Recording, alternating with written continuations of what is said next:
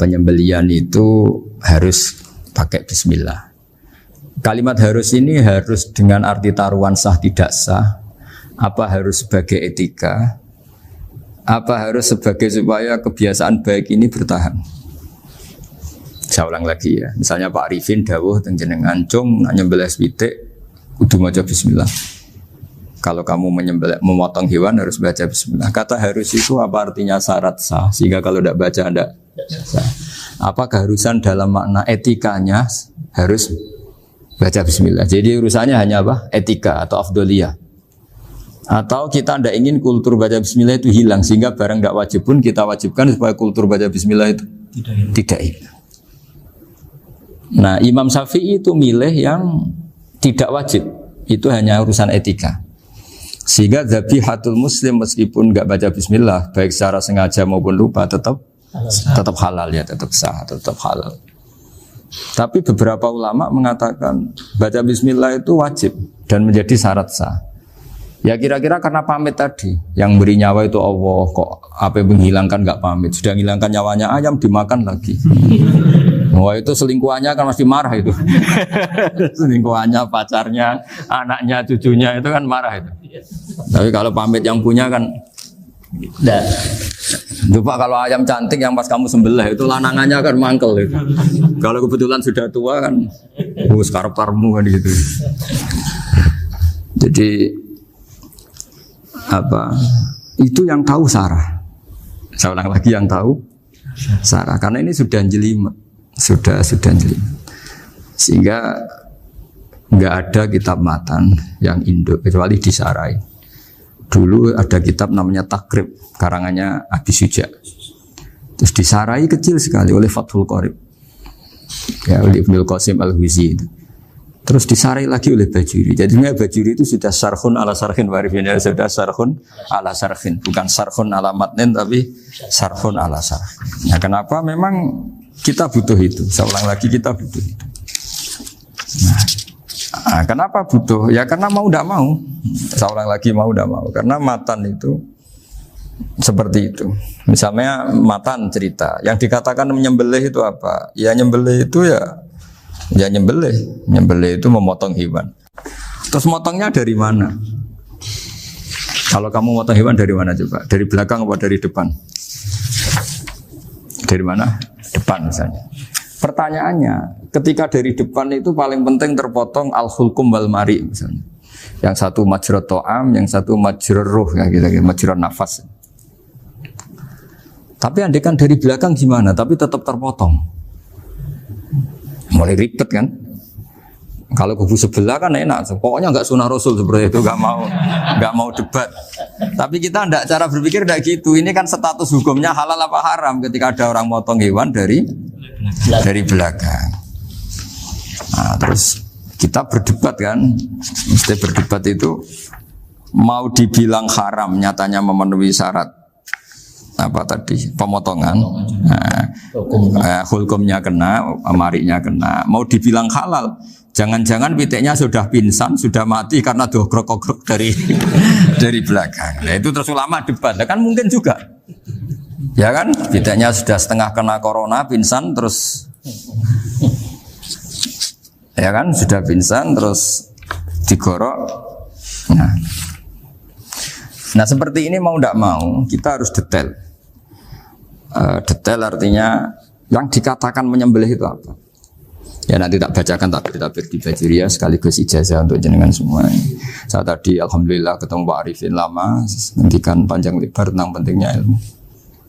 Yang dikatakan nyembelih adalah mematikan hewan yang hidup dengan kaifiyah syariah. Saya ulang lagi, mematikan hewan yang hidup dengan kaifiyah syariah. Nah kalimat hidup ini mulai masalah. Hidup yang apa? Misalnya ada hewan.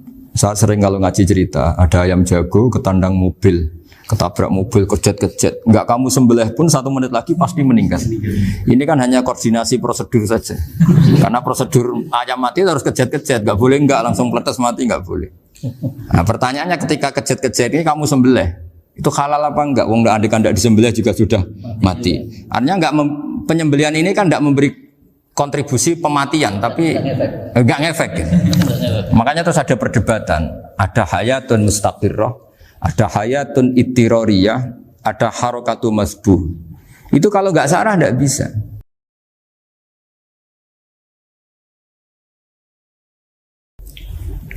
Lalu pertanyaan nakalnya begini, saya itu betul pernah ngalami itu. Wayam jago itu kan mahal, apalagi kalau Bangkok kan. Saya pas jalan-jalan sama anak saya, sama jalan-jalan mau ke pasar itu di pertolongan tuar mak. Gue sih halal tuh orang, kadang tanya orang awam, halal kata saya. Gitu. Padahal dia kan dari disembelih ya pasti mati. Suatu saat ada yang mengkonfirmasi lagi. Saya bilang kalau kiai ya tidak pantas makan ayam gitu, tapi kalau kamu tidak kiai ya pantas saja. Daripada rata halal lo geremeng eman kan ribet. Nah sebetulnya itu dalam mazhab Syafi'i itu tidak halal karena dia sudah tidak punya hayatun mustaqirrah. Karena tadi setengah menit lagi atau 1 menit lagi pasti mati. Kan dia belum mati karena koordinasi Israel saja tetap yang nyambil itu. Tetap kan nggak segampang itu kan, tetap prosedur apa? Jalankan SOP. SOP-nya harus ada. Nggak boleh mati selonang-selonang itu, nggak boleh. Tetap ada SOP kata Warifun ada SOP. Dia kalau sama saya bisa guyon kalau. Nah, tapi misalnya nanti pertanyaan, tapi dalam mazhab Maliki itu diabaikan, hayat mustaqirrah, hayat ittirariyah, hayat itu diabaikan. Cara berpikir Imam Malik lebih matematis. Kalau nggak disembelih itu matinya berapa menit? 1 menit lagi. Gara-gara disembelih dia mati sekarang. Berarti eksekutornya ya peso itu. Ya berarti peso itu memenuhi kriteria mematikan sesuatu yang masih hidup, hewan yang hidup dengan cara syar'i. Jadi andai kan ada rapat malaikat, matinya karena apa coba? Karena peso apa karena kecelakaan? Karena peso. Ya kan? Karena kalau nggak tanpa peso nunggu 1 menit, gara-gara disembelih langsung terjadi sekarang. Nah karena hukum halal ini yang menarik dan menguntungkan. Di bab ini orang jadi Malikiyah semua. Mana maksudnya ya? Jadi kita ini sebetulnya Syafi'i pecundang gitu. Syafi'i partai politik. Jadi kalau sedang tidak menguntungkan ya kata siapa kita Syafi'i banget? Tidak juga itu. Ya, jadi karena tadi ya kalau pada level pada level perdebatan ulama itu ada tadi ya, ada seperti itu, ada hayatun mustaqirrah, ada hayatun ittirariyah, ada harokatul masbuh. Jadi tak baca ya supaya dapat barokahnya ulama ya. Jadi tak baca versinya ini di halaman, terus kitab ini saya tinggal sebagai amal saya, keluarga saya, sebagai penghormatan saya sama Habib Ali, Habib Qures, Habib Hussein semuanya, Pak Arifin dan Bismillahirrahmanirrahim. Wa'alam. Ini halaman 562. Ikutnya bab kita buah kami Sayyidi wa Dzabai. Ya jadi nanti yang mungkin kalau beda halaman cari di babnya kalau beda halaman cari di babnya. Karena kadang beda halaman warifnya. Kalau cetakan sekarang enggak. Beda. Iya, kadang beda juz pun. Kayak Ikhya sekarang tuh sampai 6 juz. Zaman kita ngaji kan 4 ya. Sekarang ada yang 6, ada yang ribet cetakan sekarang ya. Di atas ada 10. Satu Ikhya itu. Hurufnya dibesarin. Ikhya biar. Iya, ada yang sama. Karena ngerti zaman akhir paling sudah agak buta huruf. Saya tuh dulu punya guru terakhum sudah sepuh. Itu baca gini nggak bisa, Pak. Jadi kalau di kelas harus dituliskan pakai spidol. Mulang Minhajul Abidin, sudah sepuh sekali. Kalau ngajar itu nggak bisa jalan, udah pakai becak. Itu yang nulis agak kurang ajar. Nulis CDE gitu bar. Jadi kadang itu itu. Beliau masih semangat, tulisannya habis. Lo kok sentek jeng. Terus ya wes ya. Jadi nulisnya di HVS baru dulu. Udah cepat selesai. Iya. Nah kalau beliau pakai kitab sudah enggak berso itu. Anak-anak wah nulis sidik benang ber. Ribet. Saya ulang lagi ya. Jadi yang mau saya baca tadi itu logika fikih ya. Fikih itu berpikir ya. Di mana-mana namanya menyembelih itu dari hidup dimatikan dengan kaifiyah syariah. Kaifiyah syariah ini tidak boleh kamu nyontohkan harus disembelih, keliru juga. Karena untuk hewan yang berat atau hewan liar cukup dipanah asal ma'an harodama yang bisa ngalirkan apa? Darah. Jadi makanya saya umumkan bikaifiatin syariah Pak Arifin kan tidak harus motong kan bentuknya. Kalau hewan liar kan atau sapi kurban liar kan, sapi kurban ucul liar kan boleh dipanah, boleh macam-macam. Nah kalau tembak bisa diperdebatkan karena ada unsur api Pak Arifin. Jadi bisa debat. Meskipun ada yang bilang boleh tapi bisa debat lagi kan? Karena ada unsur apa? Api Pak Arifin. Iya.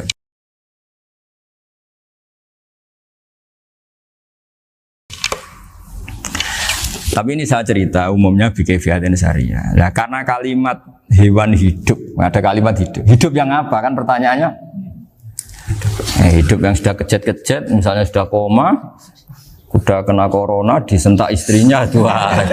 Apalagi ayamnya menyaksikan pasangannya diselingkuhi, wah itu sudah stroke itu dia. Nah itu. Makanya kalau orang suka macam-macam itu kayak ayam makanya itu. Saya baca ya. Bismillahirrahmanirrahim. Wa'lam annahu yujadu fi ibaratihim hayatun mustaqirrah, hayatun mustamirrah, harakatu madhbuh. Wa yuqalu aisyu madhbuhin. Wal farqu bainaha annal hayata al mustaqirrah yakunu ma'ha ibsarun bi ikhtiyarin wa nutqun yu bi ikhtiyarin wa harakatun ikhtiyariyah. Wal hayat al mustamirah ya allati tastamiru ila khurujir ruh minal jasad. Wa harakatul masbuh ya allati la yabqa maha ibsarun bi ikhtiyarin wala nutqun bi ikhtiyarin wala harakatu ikhtiyariyah. Bal yakun maha ibsar wa nutqun wa harakatun ittirariyah ini. Wa ba'duhum farraqa bainahuma. Sampai saat terus ini. Jadi ini perbedaan-perbedaan pandangan ulama. Nah, Imam Malik itu mengabaikan semua istilah itu. Sing penting pas mbok sembelih iku kecelok urip, cara wong Jawa iku kecelok urip. Cek hayat mustaqirrah, cek ittirariyah, cek harakatu masbuh, pokoknya kecelok urip. Ane kecelok urip bisa dibilang masih hidup. Karena kalau bisa dibilang masih hidup, kamu sembelih tetap nanti rapat malaikat kira-kira gitu. Ini matinya karena apa? Karena kecelakaan. Oh, kalau kecelakaan 1 menit lagi matinya dong. Tapi kan matinya sekarang ya karena disembelih. Nah tadi saya bilang sebenarnya mazhab Syafi'i itu tidak seperti itu. Karena Imam Malik menghalalkan, biasanya penggemarnya lebih banyak. Di bab bongso halal itu kan penggemarnya masih banyak. Tapi ya sudahlah, itu masih ahli sunnah karena salah satu dari mazhab 4. Tapi logikanya juga masuk. Jadi kita bukan sekedar taklid ke Imam Malik, tapi kalau kita ikhtiyat ikut Imam Syafi'i ya monggo, karena mungkin secara medis karena mengalami seperti itu mungkin tingkat kesehatannya apanya sudah ya sudah lah, yang penting makanya terus orang Jawa pinter nak PTE jago ya halal, nak cilik enggak lah. Itu kan ibarat perdebatan antara kepiting sama yuyu. Yang menghalalkan kepiting itu mengharamkan yuyu. Tahu yuyu yang kecil di sawah ya? Tak tanya, kenapa yuyu halal? Karena amfibi Gus, bisa hidup di dua alam. Memangnya kepiting enggak? Oh beda. Ternyata beda maksudnya. Eman Gus kalau haram. Eman kan, kalau yuyu haram kan enggak ngefek kan? Kecil. Ini mufti kok. Oh udah kadang halal, udah kadang makan selama ini. Iya selama ini udah kadang makan itu. Makanya banyak kiai yang mengharamkan kepiting sebetulnya, tapi minoritas kan? Minoritas. Tapi yang mengharamkan yuyu mayoritas, wong kecil aja. Jadi kita ribet ikut siapa? Gitu. Kata siapa? Ahli fikih gak mikir untung rugi. Makanya saya ini bingung. Jadi saya ini kan kiai ya, kiai betul. Susah kadang jadi kiai. Sebagian guru saya itu mengharamkan kepiting. Nah kalau kayak dolan di daerah Juwono Mas Nafis daerah itu.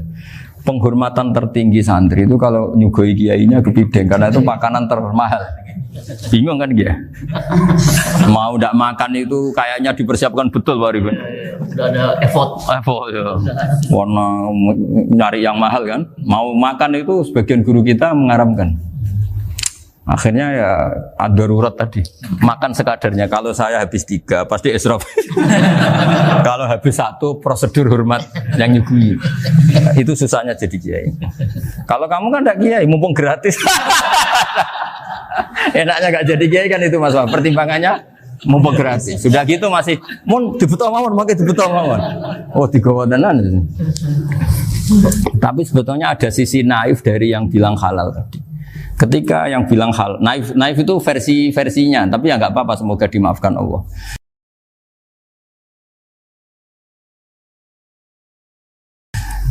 Naifnya tadi, tapi saya tidak tapi itu masalah khilafiyah ya. Semoga yang mengatakan halal juga benar, karena punya perhitungan iman tadi.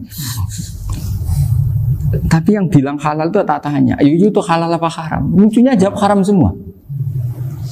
Yuyu bahasa Indonesia nggak ada kayaknya. Tidak tahu juga saya apa. Yang penting paham tapi Yuyu, yang kecil itu. Itu kalau diharamkan nggak ada yang protes ya? Nggak ada. Tapi kalau kepiting? Ini pakai model apa? Coba Pak. Kalau alasannya amfibi, Yuyu sama kepiting sama enggak? Kalau alasannya amfibi, hidup di dua alam. Sama-sama. Sama-sama. Kenapa kepiting jadi halal? Lebih bernilai. Ini juga mufti model baru. Mungkin muftinya menghalalkan itu. Iya makanya itu. Jadi kayak tadi ayam jago tadi orangnya tak tanya akhirnya. Andekan yang kecelakaan itu ayam kecil. Kamu tanya saya enggak? Ya enggak, aku langsung tak buang. Kan langsung dibuang. Berhubung ayam besar. Eman kan. Tapi nurani aja sebetulnya protes. Nyembelih wis kleket-kleket. Kadang kan wis apa kejet-kejet itu sudah tunggu SOP dari Pak. Ya tapi apapun itu ini ilmu harus didengar ya supaya sampean tahu ya, ada hayat mustaqirroh, ada hayat mustamirroh, ada hayat ittiroriyah, paling enggak kita ngerti lah. Karena nanti di bab B, ya nyun sewu di bab apa B. Itu ya nanti enggak sahnya karena apa? Tidak mutamawal. Misalnya saya punya utang sama Pak Arifin ayam jago. Tak bayar dengan jago yang mengalami kehidupan sudah seperti itu kan tidak sah. Meskipun itu hidup tapi sudah tidak hayat yang mustamirroh, tidak normal. Jadi ilmu itu apapun tidak cocok kita karena beda mazhab misalnya, tetap sebagai apa? Ilmu. Jadi jangan pernah anti ilmu meskipun kita tidak cocok. Dulu saya itu heran sama Abu Hanifah karena membolehkan merujuk wakaf. Wakaf itu kan nggak boleh ditarik kembali dalam mazhab Syafi'i dan hampir semua ulama bilang gitu. Tapi kalau kata Abu Hanifah, jika nazir yang nerima itu tidak sesuai rencana kita, keinginan kita itu boleh narik kembali. Fa innal waqfa atiyatun makhdoh, kata beliau, wakaf itu ya pemberian normal saja. Suatu saat ada peristiwa gini Pak Arifin ya, ada orang kaya raya mewakafkan tanah, itu senilai kalau nggak salah itu 60 miliar. Singkat cerita beliau bermain apa gitu, bisnis apa itu bangkrut, kemudian itu belum disertifikatkan wakaf, kemudian nggak ada yang disawang coro Jawa, nggak ada yang dilihat, terus mau dibeli sama nyuwun sewu sampai yang mau beli yang mampu itu non muslim. Singkat cerita ada orang kaya muslim yang mau beli itu tapi ada problem karena itu wakaf. Tapi kalau nggak dibeli itu malah dibeli non muslim. Tanya saya, akhirnya saya jawab nggak apa-apa dibeli saja, ikuti mazhab Abu Hanifah. Karena kalau mazhab Syafi'i itu nggak sah semua pembeliannya. Tapi apa artinya mazhab kalau kita berpikir nggak sah tapi yang jual melakukan? Nah itu yang nggak dipikirkan oleh orang-orang fikih yang di Menara Gading. Apa gunanya kita bilang nggak sah, tapi yang punya tanah tadi tetap menjual karena tidak mengindahkan hukum itu. Mau apa?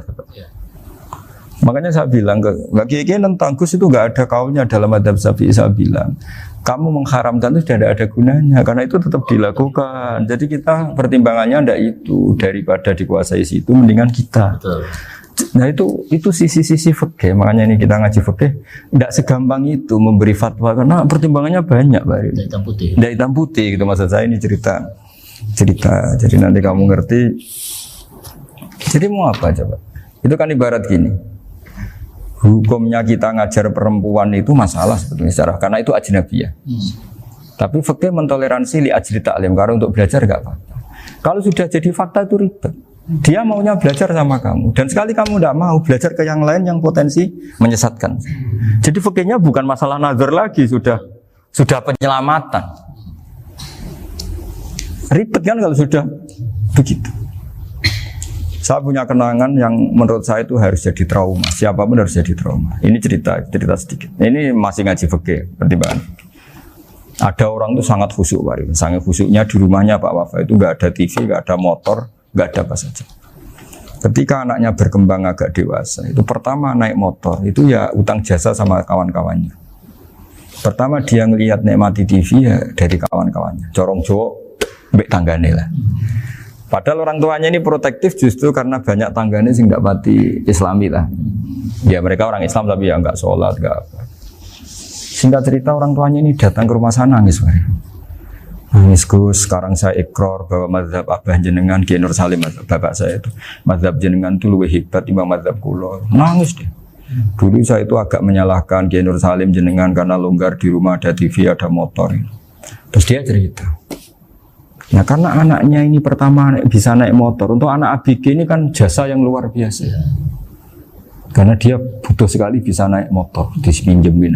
Akhirnya walhasil anaknya ini yang saya merantau ke Jakarta kemana? Akhirnya lam yusolli wa lam yasum. Padahal anaknya ya kiai kampung. Terus tak ceritain. Terus akhirnya dia tanya, kenapa sih Gus jenengan sama Abah kok longgar gitu sama anak? Terus tak ceritain gini Pak Arifin. Menurut ilmu al-insan abdul ihsan, manusia itu budaknya kebaikan.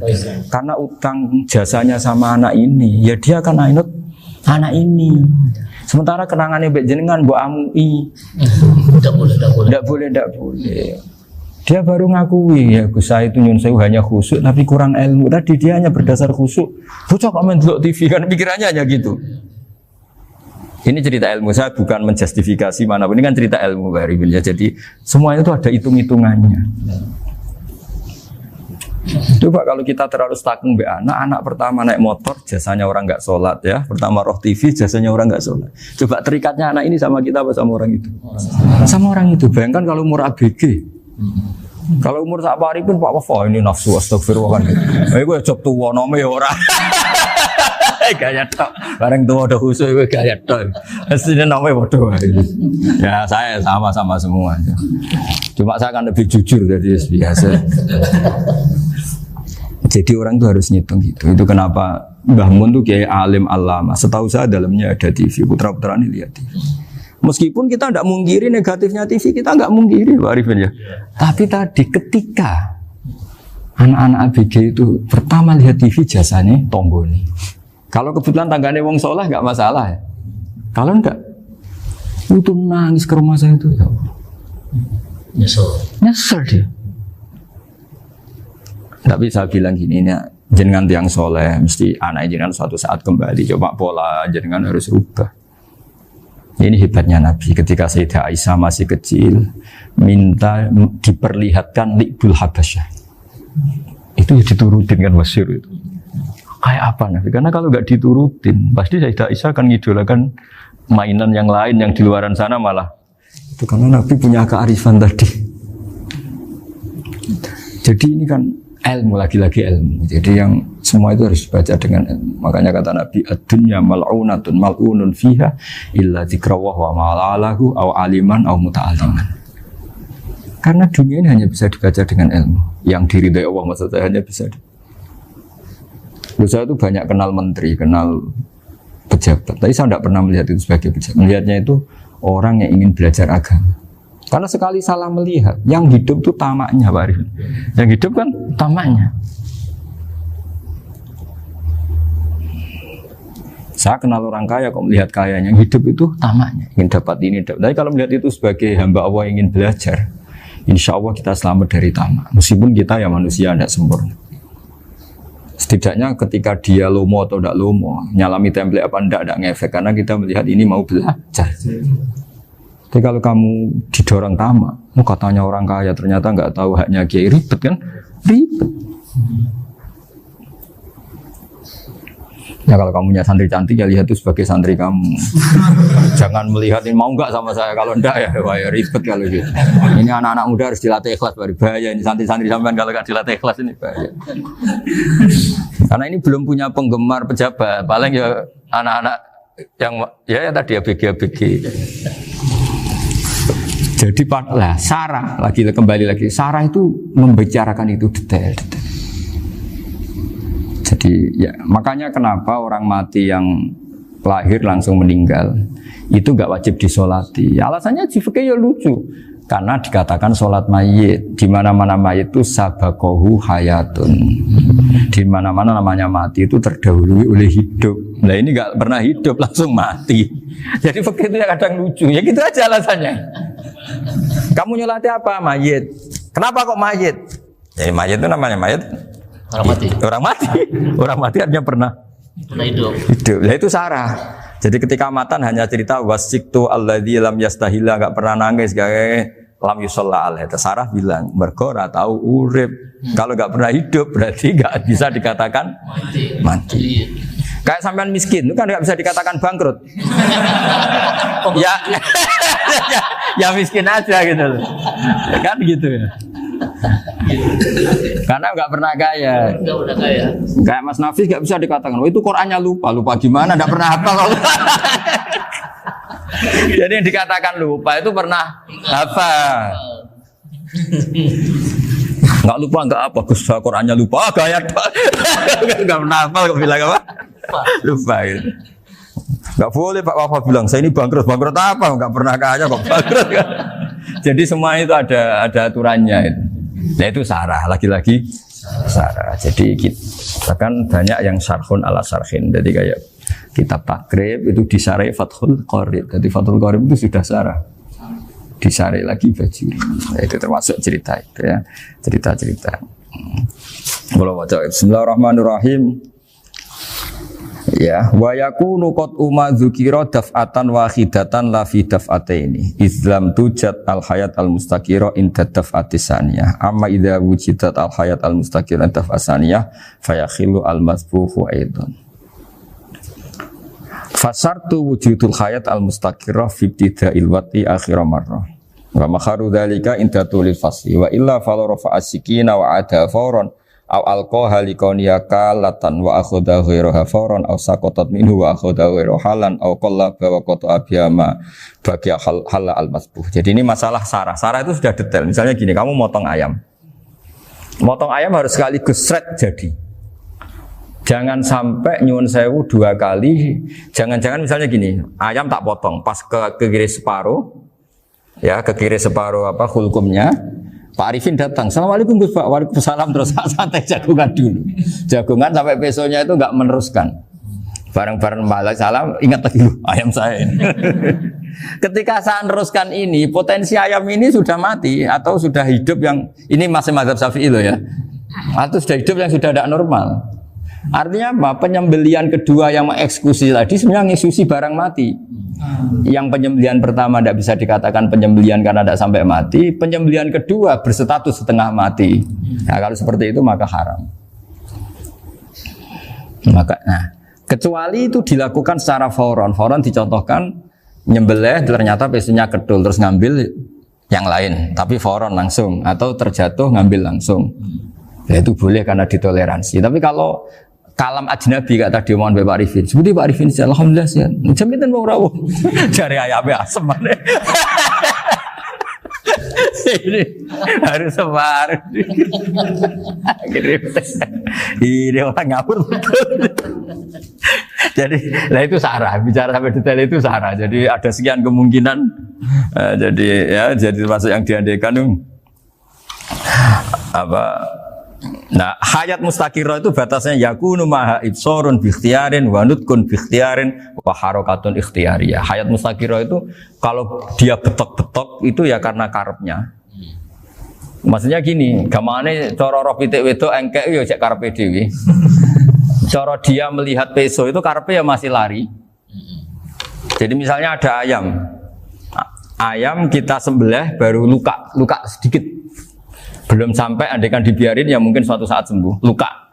Terus melihat kamu lari ketakutan karena kamu dianggap gladiator, killer lah. Nah itu berarti punya hayat mustaqirah. Tapi sudah kalau kamu sembelih karek ngeriwit, roh kue serawedi, ya kan? Mau demo ya sudah agak berkutik, ya dia berarti tidak punya hayat mustaqirah. Gitu.